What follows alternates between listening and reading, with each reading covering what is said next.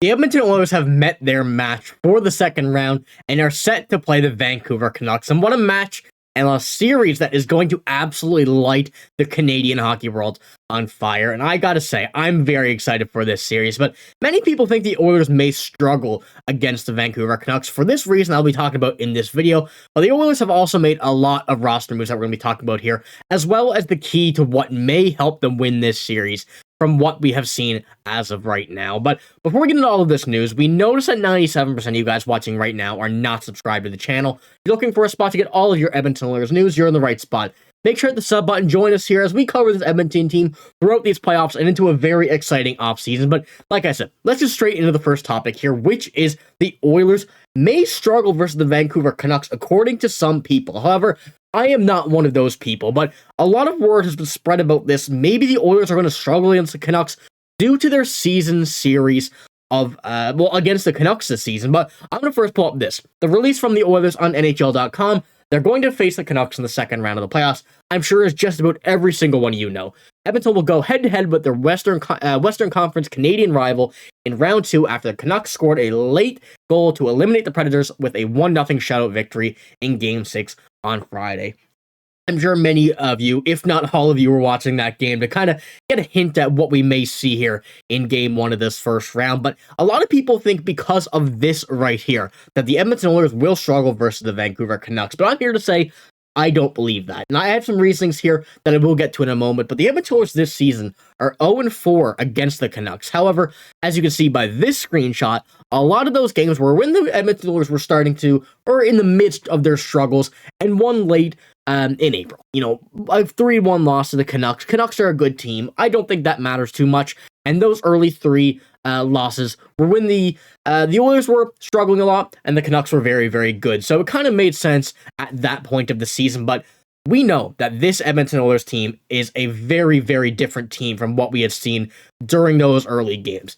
They're healthy, they're playing well. Kris Knoblauch has been coaching this team excellently, and they just seem to have found their groove, found the way they enjoy playing with each other, and just the perfect match for each other here in these playoff series, as well as, you know, after the All-Star break, after the Christmas break. And the Oilers are really a dangerous team now compared to what they were earlier in the season during these games. But because of these games here, as you can see, a lot of people just look at this and say, oh, an 8-1 loss from the Vancouver Canucks beating the Edmonton Oilers, that's probably going to happen again in the playoffs. Same with the 6-2 win. But, you know, Stuart Skinner has been on his game as of late. He's been playing excellently, and you cannot count out the top dogs on this team to go get a few in these games, go get a few assists, points, whatever. This Vancouver Canucks team, we know, is good. We got to give them the credit where credit is due, because if we do that, you might jinx it. But this team, I got to say, is going to be good. It's going to be a very good series, but I am not in any means counting this Edmonton Oilers team out of it. And I'm saying that I don't think that they're going to struggle ultimately against the Vancouver Canucks, but I'm just excited to see what this series holds with a lot of things coming up over these next few days until we see Game 1 of this series. But heading into this series, the Edmonton Oilers also made a lot of roster moves, bringing a lot of players up from the AHL to the main roster. And I'll pull those up here, kind of give you an opportunity to pause, read through them if you want. I will be reading through them as well here if you just want to let it play through. But the Oilers have called up Lane Peterson, Adam Rooney, Raphael Lavoie, Cam Denin, I can never pronounce his name, I do apologize, Ben Gleason, Phil Kemp, and Oliver Rodriguez. Olivier Rodrigue, sorry, have been recalled from the AHL Condors to the Oilers roster. Now, a lot of these moves, I'm sure, are just to get some feet going in the practices, getting some feet going in some practice situations, 5-on-5s, power plays, and whatnot, just to get some different players that they may not practice against every day. But also, being up here in the NHL gives them an opportunity, just in case someone is hurt, to get back into an NHL setting for most of these guys after spending most of their time in the AHL. But, you know, I don't think anything major will come from these roster moves. But of the players here, I certainly can see some of these guys cracking the lineup if any changes happen to this Edmonton Oilers team. If there's anything that Kris Knoblauch may not like, anything, you know, not injury related, but game related. Similar to what we have seen for the Boston Bruins this season. You know, kind of making a few changes here and there with what's not working, what's working, defense and whatnot. I can kind of see that the Edmonton Oilers choosing to have those guys available in case something like that may occur for the second round. But ultimately, I think the Oilers lineup will stay pretty close, pretty similar to what we've seen, if not the exact same as what we've seen up in these playoffs runs.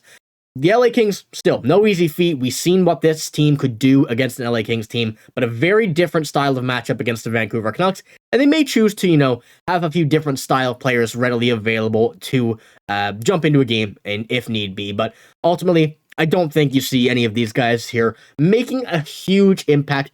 If they do, cool. Don't hurt the Edmonton Oilers, but I really don't see these guys making just a huge impact yet. So we're going to move on from that. Keep an eye on those guys, though, just in case anything, does occur with them. Maybe cracking the lineup here or there, but I think we have our final topic of the day here, as the Edmonton Oilers have chosen to take a rest until Thursday before they get back onto the ice. And this is going to be perfect for this Oilers playoff run, if they do continue to go on past this round, but especially for this round as well. And I have the quote here from, I can't remember what it's from. I'm sorry about that, but he says, "We do have some time to give our guys some to recover, give some time to rest." This is from Kris Knoblauch. "We got a couple days to see where we're at. We're probably going to looking at starting the next round Tuesday. So we'll be on the ice a couple days, but we're not going to be on the ice every single day." So giving the Oilers this little rest before they head into a very competitive second round against the Vancouver Canucks is going to be a very, very good thing for this team to have. Very rarely in the playoffs, or, unluckily, many teams and players don't get the opportunity to have a rest. Usually have a day here and there, an off day, a travel day, whatnot, but that's not really a rest day. But having the Edmonton Oilers win this in 5 games, moving on to, the situation we're in now where we're just waiting for this round end, the Edmonton Oilers had a nice bit of time to be able to rest, heal up, get everything healthy, and get back to a fresh start here against the Vancouver Canucks, which is going to be a very big piece, like I said, and especially against the Canucks. So I'm excited to see what this team does in Game 1. I really think this rest is going to be visually, you're going to be able to see it on the ice for these players, especially guys where, Connor McDavid, Leon Draisaitl, those guys' games are a bit different, but they do like that rest as well, and it certainly helps them compared to some other players around the league. But rest will help everybody. Stuart Skinner, very happy that he's going to get a bit of rest as well. Hopefully he stays hot. That's the thing that many people worry about, is will a goalie get cold after a few days rest? But from what we've seen from Stuart Skinner, these past few games, very, very good, well-deserved rest. And I'm sure he's going to come out as good as he left off with in this last game against LA. So let me know what you think about this matchup versus the Vancouver Canucks. Do you think that this matchup will matter here, if this 0-4 season series will matter in a playoff scenario? Or do you think the Edmonton Oilers evolved out of this little situation they were in and are ready to go at the Vancouver Canucks head on, as well as the roster moves? What do you think about those? Do you think anybody may crack the lineup, or do you think they're just here for a little visit? But that's all I got here in this video. If you did enjoy, make sure to give the video a like, hit the sub button as well if you do want to stay up to date with all of your Vancouver Canucks, or I do apologize. Do apologize. The Edmonton Oilers news. You know what I'm saying. We got to have a very big matchup against the Canucks, so they're on my mind. But like I said, remember, hit the sub button. But that's all I got here. Thank you for watching. Hope you have a great day. See you later.